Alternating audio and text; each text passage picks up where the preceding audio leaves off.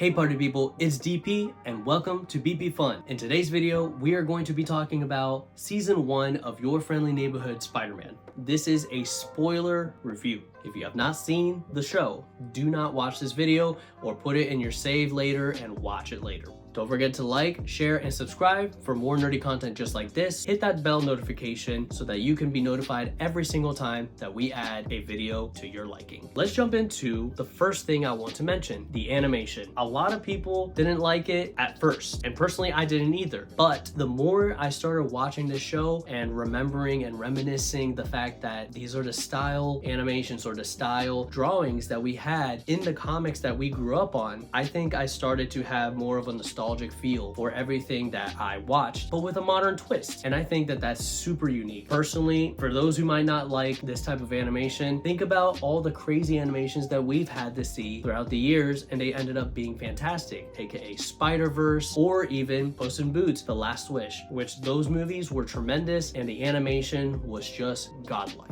Now, a lot of people want to downplay or talk bad about the fact that we have Harry being black, and as well as Norman Osborn. Personally, I think that it was better. Crazy for me to say, maybe, but who cares? I think that the way they went about them and the way that they go about their personal lives, how they became who they are, how you see the neglect that Harry has from his father as his father treats Peter like a son, especially after finding out that he was Spider-Man. It was just really, really well done. And I know that this is something that is in the comics as well, but for them to portray it in a different way where they change up the characters in such a dramatic form, I think it was stellar. It definitely worked. Now, I really like how we are in modern times, but we have a lot of classic style costuming and such like that. So we have Daredevil come in, but we have him in a completely black suit. Doc Ock in his classic comic book form. I think that was amazing. We have a teaser for Green Goblin. We have Scorpion. We had Iron Man pop up and stop Doc Ock from escaping. Mind you, the costume that he has is the classic Iron Man suit. And the biggest part too is that this show is set in the exact same time where we are introduced to Tom Holland's Spider-Man. Mind you, this is a different universe, obviously, because a lot of the things obviously wouldn't sync up with what was going on with the MCU Spider-Man. So in this timeline for this season, it's during Civil War, and you hear about the Sokovia Accords, and you hear about Captain America going on the run and Iron Man fighting him and all this, that, the other. And it is just mind-blowing, honestly, because you have a bit of nostalgia from the movies, but you also have a twist on